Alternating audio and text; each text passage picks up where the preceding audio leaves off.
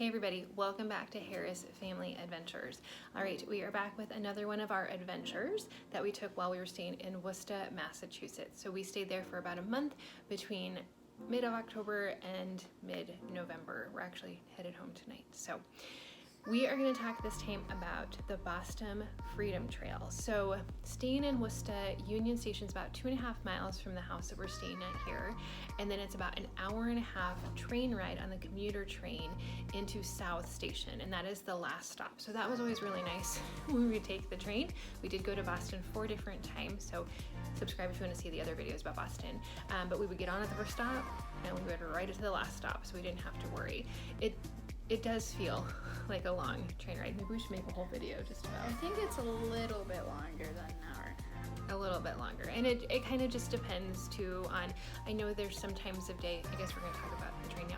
There's some times of day that it doesn't make all of the stops unless people have requested them, so then it could be a little bit faster. We typically left at the 8 a.m. train. There's a train about once an hour. In the afternoon, they're a little bit more frequent. It would cost $12.25 each way for me, and kids 11 and under are free. So Reece was always free. They say you can buy tickets in the station, and I do think the ticket machine was just broken the first time. Luckily, there was a lovely woman named Karen, and yep, that was her name. She was lovely, and she saw our disheveled, confused looks the first time, and she helped us out. So from then on, I just used the app, and it was really easy to buy a train ticket on the app. Just know once you buy the train ticket, then you have to go into your ticket wallet and click activate. And I will say probably 3/4 of the time they checked our tickets. Sometimes no one came through to check our tickets, but about 3/4 of the time they did come through to check our tickets. So all that to say, we got on the train about 8. We got to Boston probably 9:30, maybe 9:45. South Station's an interesting place to watch people. It's a really interesting, there's a lot of interesting people around there. Yeah, okay.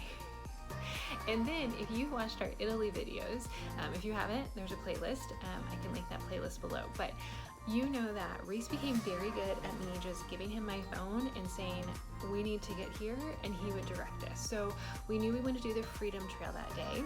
I had downloaded the Freedom Trail app and thought, okay, I'm good to go. We have the tour now. I have like knockoff AirPods, so I thought Reece will wear one, I'll wear one, this will be great. Then we got there, and you actually have to download the app, and that costs $7. So we did pay for the $7 downloadable app from the Freedom Trail app. They have a lot of different tours in there too. Anyway, so we started in the Boston Common, not Commons, Common, and we spent a couple of hours then just taking the trail. Now here are some nice things about the Freedom Trail. The one that I really appreciate, and you probably do as a navigator, is that the trail is marked. Like, you just, once you get started, you just follow the trail. I will say, like, there were a couple times that it was referencing things that I didn't know where they were. Like, they referenced a tree where like colonists would gather, and we never found that tree, but it did give us some information. Now we went back the next week and bought this book, and there were some things that were in the book that weren't on the audio tour, and there were some things on the audio tour that aren't in the book. So I would say, and I've been trying to, kind of be frugal, but you might want to do both. You can also pay for a tour, and they are dressed in like colonial regalia gear.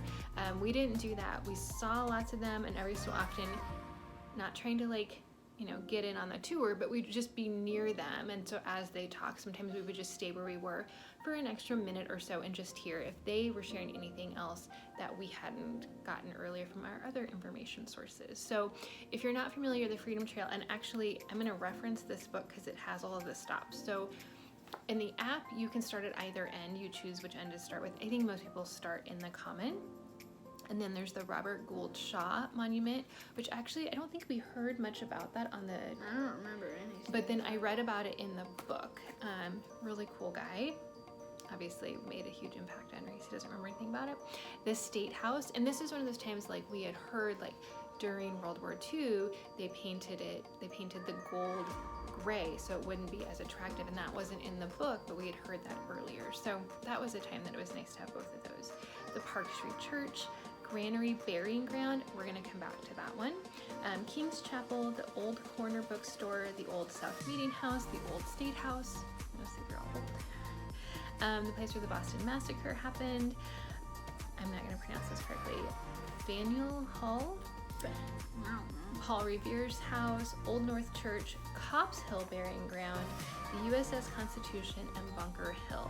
And I think they said, all in all, it's like a 2.5 mile journey from stop 1 to stop 16. That was 16 stops if you were paying attention.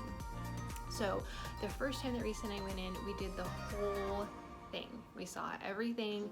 We stopped when he would start talking to us. So that's how the audio tour worked, is it would just track our location. Again, if you don't have great battery on your phone, take some kind of external battery solution so you can just plug in. But yeah, it tracks your location, and then as soon as you get near something, you don't even have to click, it just starts talking. I will say, we went into a couple of things, like the Old Corner Bookstore is now a Chipotle, so we didn't go in there. You are able to go into either the Old South Meeting House or the Old State House. We went into one of those when we went upstairs. Paul Revere's house, that's an additional charge to go inside of that. So that was one of the stops, like it'd be cool to go inside, but you know, we didn't do that.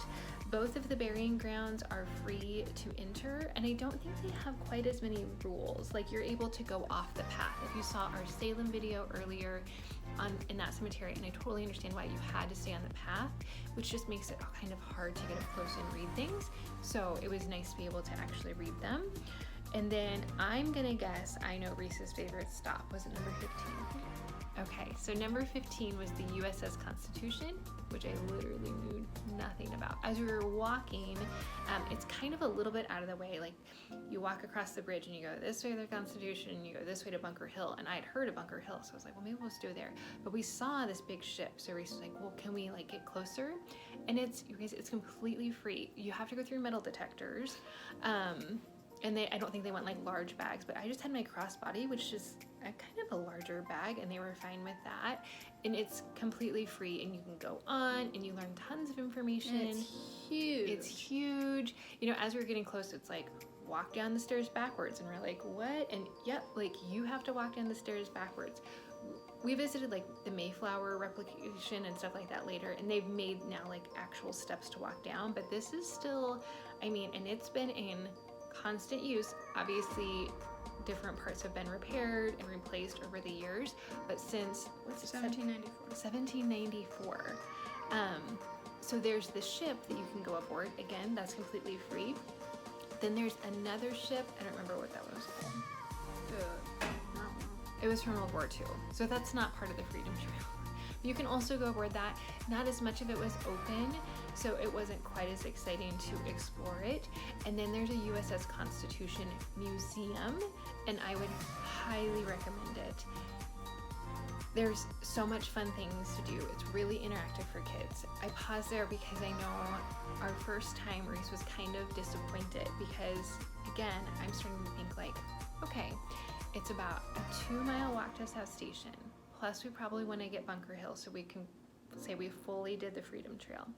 And then that's to catch a train, which is about, at that point, about once every 45 minutes, to ride the train for an hour and a half, or maybe a little bit longer, to drive home. And if you saw my driving in Worcester video, you know that that 2.5-mile drive can take like 20 minutes. So I'm kind of always doing that math in the back of my head, and I was kind of ready to go. Reece would have stayed and stayed and stayed.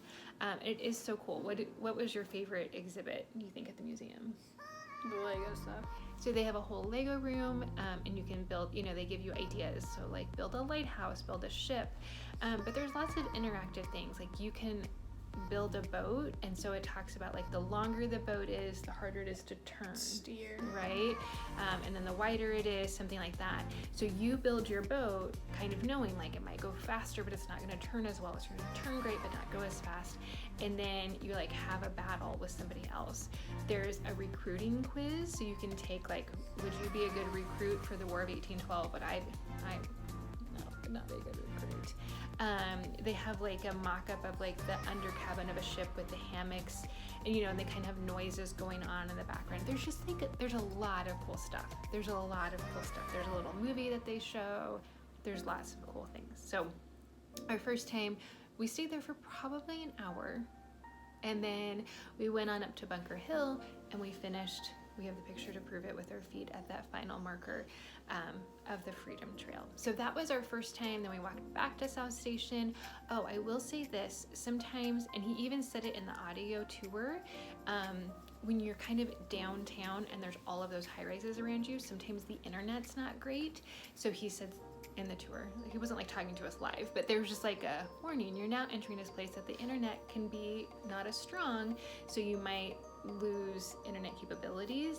And we lost internet capabilities trying to get back to South Station with the map. So this is a place that I would recommend maybe downloading that map beforehand, so even if you lose internet, you can still find where you need to get. But there's also like Starbucks in that, so I had even said to Reece, like, let's just stop into a Starbucks, connect to the internet, we can figure out where we needed to go. And as we turned the corner, there was South Station, so we were fine. And in South Station, they have McDonald's, Auntie Anne's, we like their pretzels. They have a sandwich place. They have like a tavern on the square. It's like a sit-down little spot. So there's lots of eating options there, and there are bathrooms. They're not great, but there are bathrooms. Then the next week, my parents were out to visit us, and so we had said we wanted to go to Plymouth. Subscribe if you want to see that video. We want to go up Highway 1A. Subscribe if you want to see that video. And we want to take you guys into Boston. So we went ahead and caught the 9 o'clock train that time, just to give everybody a little extra time to get ready in the morning. We walked to the Common, and Reece was in charge of taking us there. The first time I had been in charge, and I took us like through Chinatown and all. It was way easier when Reece did it. So, and there's lots of fun shops along the way. There's a Primark, there's a Macy's. We'll talk about those later, but yeah. So then we started the tour again. I still had the tour app on my phone. We actually didn't use it at all. There's a little like visitor center. It's where you would buy a tour or check in for one of the guided tours. And they have shirts and sweatshirts. Do you remember how much that cost? Like 35. Not sob. I think it was cheaper than 35. I checked. Mine was 15. I got a long sleeve t-shirt that just says Boston. It was only 15. I think this was only like 20. They were the best prices. Like we had even stopped into some like kind of interesting shops to just check, like we wanted a Boston shirt, and this was the cheapest. So the Boston Common, like the visitor center, that's the cheapest. They don't have the widest variety, but it's the cheapest that we found for Boston gear. So we went inside, and that's where I bought this. This cost $7. They have one for $7, $8, and $9. And I asked her like, which one is best? And she was like, well, and I don't remember. This one has more information. This one has more pictures. And I was like, which one do you recommend? She was like, all of them are good. We only sell good things. Okay. Then they also gave us this map for free. It's not a great map though. I don't think we used it. I think we used it as like a bookmark in here. But yeah, it's pretty easy. Like I said, there are some maps in here, but once you get on the trail, you just follow. You just follow the trail. One of the bridges that you have to cross is under construction right now, and so then they just painted a red line, but you can still see it. So yeah, so you start in the comment and you can see each page. It has some pictures and it also has some information. So we would just kind of gather around and I would read about it, and then we would just follow the trail. The bummer part about this, like I said, in the audio tour, you would just be walking, maybe you don't know, like the old bookstore is right there, and he just starts talking, you're like, oh, there it is. And this one is a little bit more, because on the trail they don't say like, here's stop 4.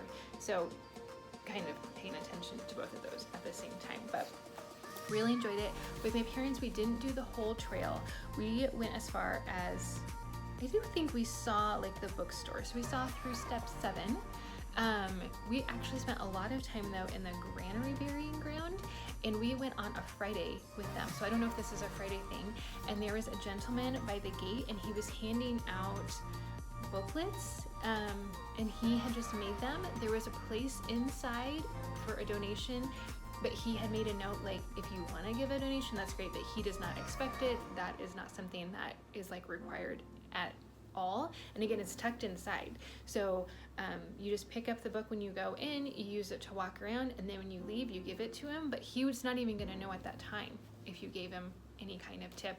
And he just had some really fun, like Mother Goose's, the person that, I mean, the legend has it's Mother Goose, like her grave is there. And that's not that's not part of the Freedom Trail.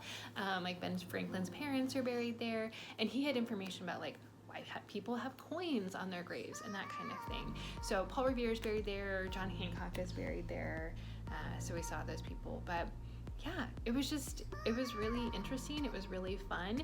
So again, you can do the whole Freedom Trail and you're in for a lot of walking, but it is interesting.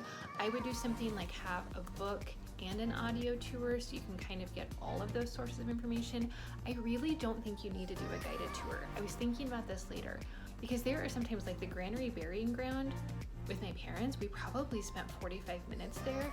They're not gonna do that on a tour. You know, they're gonna spend as much time as they've allotted at each stop. So if there's a stop you wanna spend more time at, and then there's a stop that you're like, okay, like I'm ready to go, you don't get to dictate that. So I think if you spend, and again, the audio tour was $7 and this was $7. So for the two of us, and then with my parents along, so for the four of us, spent $14 total to get a lot of information. Is it everything a tour guide would have given us? No, but this might have stuff that a tour guide wouldn't. So that would be my recommendation if you are wanting to do the Freedom Trail.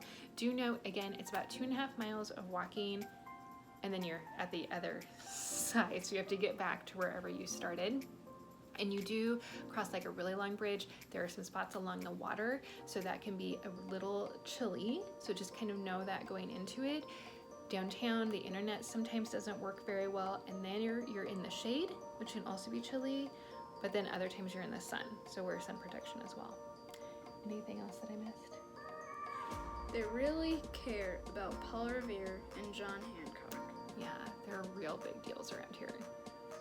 For good reason, but they're really big deals around here. So there's lots of Revere streets and Revere buildings and statues of Revere and that type of thing, but you know, everybody's proud of something. So all right, if that is all, I think we're good. Go ahead and click subscribe and click the notification bell if you want to see more of our adventures out here in Worcester, Massachusetts.